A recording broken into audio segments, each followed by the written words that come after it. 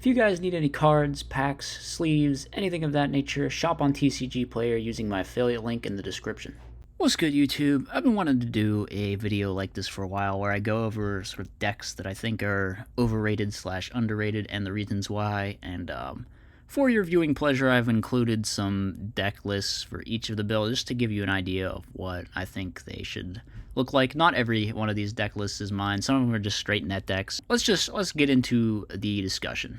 Okay, so we're going to be starting off with the underrated category here, and the first entry that we have is actually the Machina control deck, which I previously had been kind of sleeping on this deck, but after like throwing in some Caiuses and trying out my own build, I think the deck is pretty solid. I've played a couple times, and like the Avarice feels a lot better than I really thought it was initially.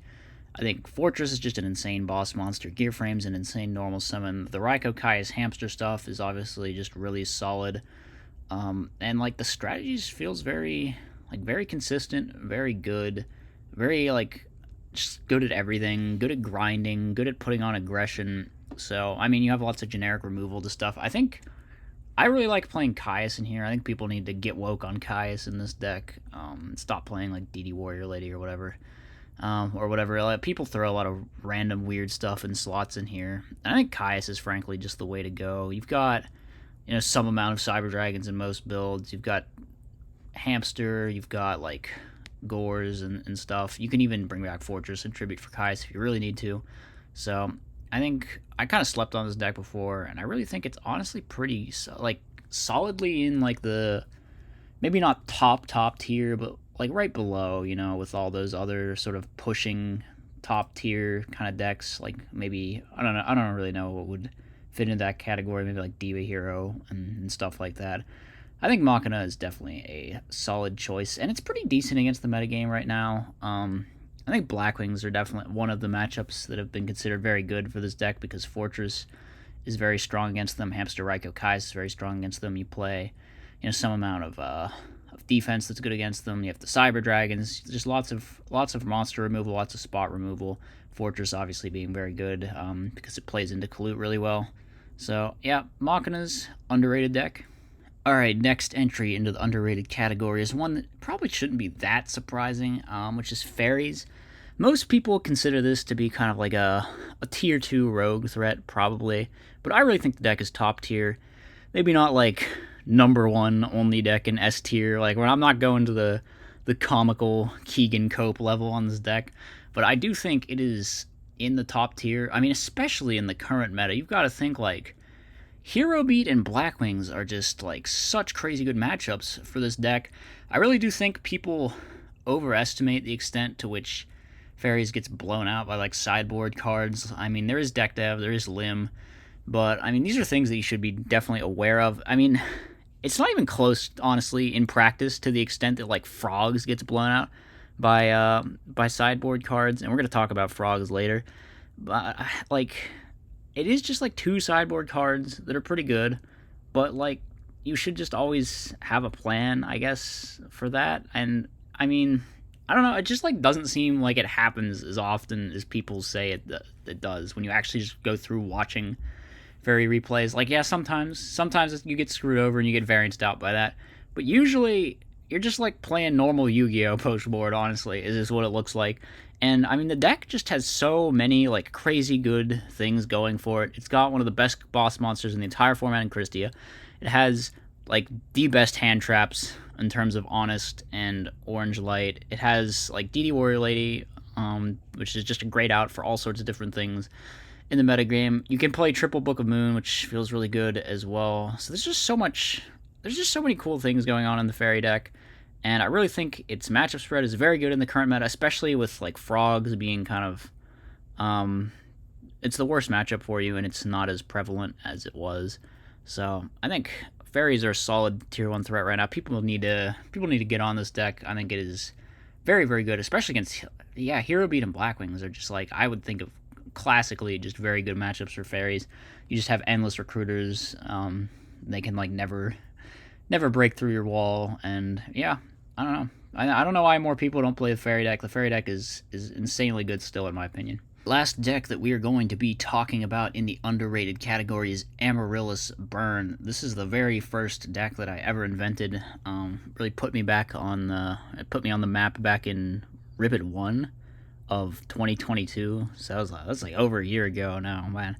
Amazing how time passes. Anyway, this deck just topped Nationals. It got like third place, and that was like a big event with a lot of really good players. I think this deck is extremely underrated, extremely slept on. I haven't like played it a whole lot in events, but I have like kept playing it a bit, and it still feels very powerful to me. It's like a very unique kind of play style because you're playing this super aggro like burn strategy, but it just kind of works. I don't know. I feel like it's really good against just a lot of things, but especially Hero Beat I think is an insanely good matchup for you.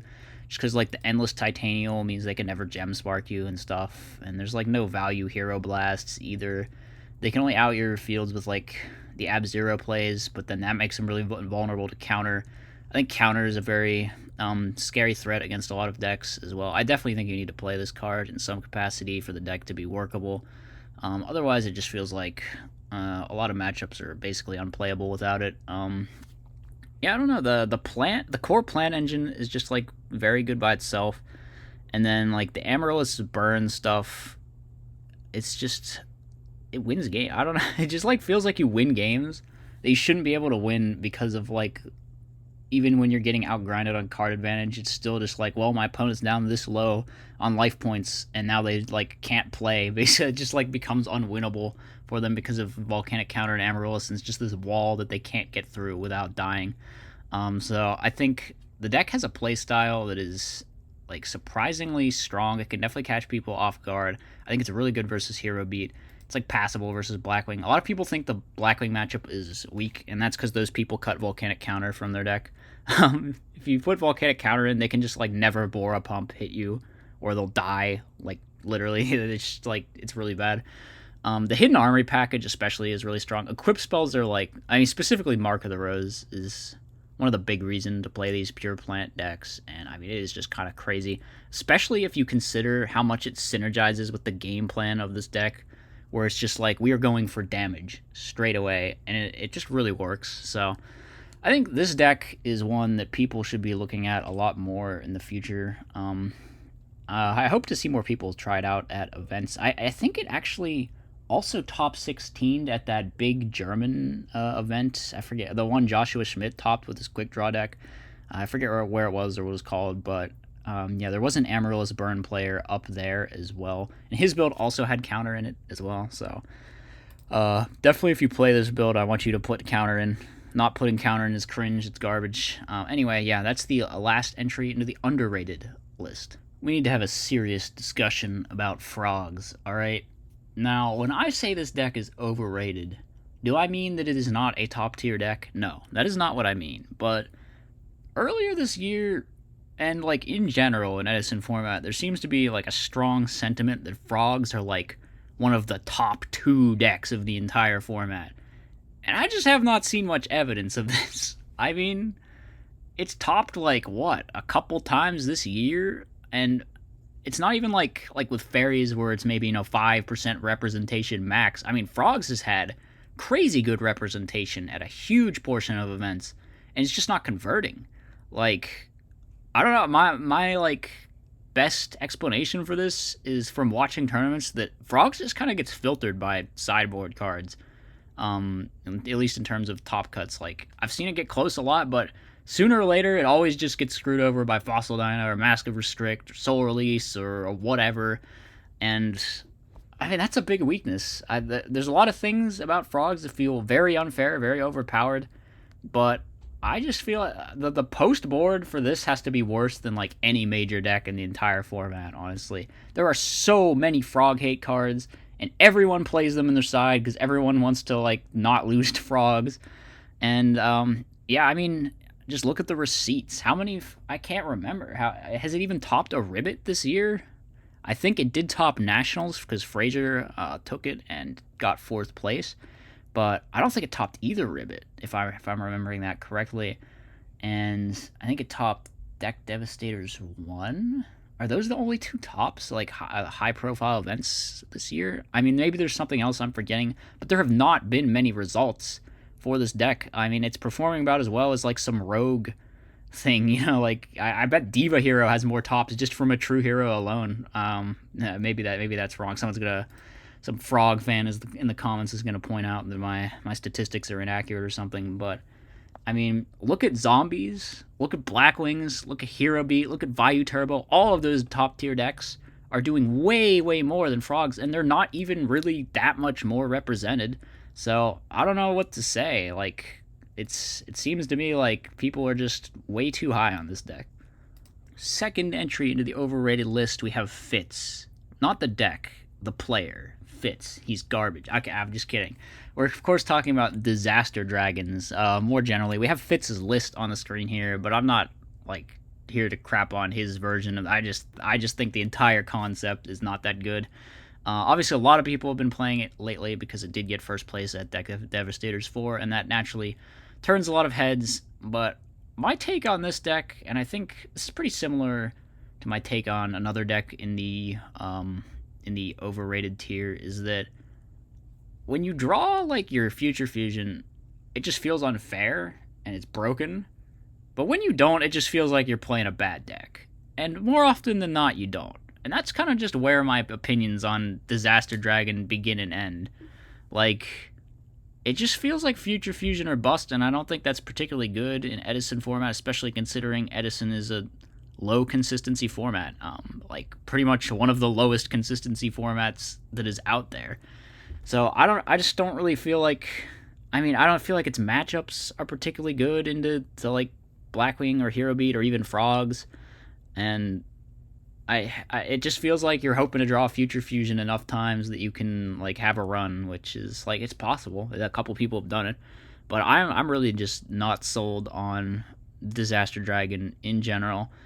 I might get some hate for some of these takes, honestly, now that I think about it, because I've seen a lot of people testing out this deck in unrated on DB and stuff, and I think allegedly a lot of people brought some Dragon lists to Nationals, which I don't believe any of them actually topped. So that kind of supports my point a little bit there. But yeah, I'm saying dragons are overrated. Finally, we're going to be talking about the Gemini deck, and this is another one that's probably going to get me a lot of hate because there's a lot of people that really love this deck, and I see why. It's really cool. It's really fun. It's like one of the crazier combo decks that are out there, and I did play it a couple times, and frankly, my opinion is similar to that of Disaster Dragons, where instead of Future Fusion, although Future Fusion is great to draw in here too, it just feels like you either draw your combo and your deck can be like crazy and unfair, or you don't and you're just playing a bad deck.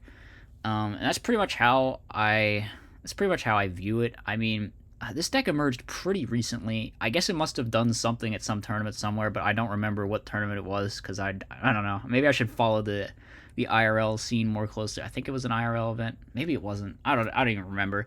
But yeah, in terms of competitive success, I don't really know how much it's actually been played in tournaments recently. There was at least one top, I guess. But I don't know, playing the deck and playing against the deck, it just really feels like a little bit high roll for Edison format to me, which once again, Edison is a really low consistency format. And I feel like this kind of strategy is just not the correct way to approach it, if you know what I'm saying. But yeah, again, it is just one of those decks where it like feels unfair when you're doing what you're supposed to do. But like oftentimes you just draw these awkward ass hands that don't do anything, or you just have some like combo pieces that inherently by themselves aren't useful at all. And that just, I just hate that, I just don't like that in an Edison format deck. And I mean, I don't even feel like its matchups are particularly good. I feel like a lot of the top decks are playing like the type of disruption that you need to sort of not get comboed by Gemini, like, Icarus Attack and Gemini Spark and Book of Moon and stuff like that. Just really screws over this deck. So yeah, I'm not particularly sure that it is strong in the current metagame either. Unfortunately, I think this deck is a little overrated. Like I said, I think it's a cool deck. I think it's a lot of fun, but there's been like a lot of people playing it. It's sort of like a flavor of the month meme. I've been running into it a lot, and I I don't feel like it quite lives up to the hype, unfortunately. So that is going to wrap up the overrated section of the video. Be sure to let me know what you thought in the comments. If you disagree with my hot takes, I totally understand. Sometimes I even come to disagree with my own opinions down the line, so it's a very subjective matter, and I get it. So let me know what you thought. I'll see you next time. As always, be sure to like, comment, and subscribe. Furthermore, if you enjoy my content, you should think about becoming a channel member. You get access to tons of bonus content, and it's a great way to help support the channel.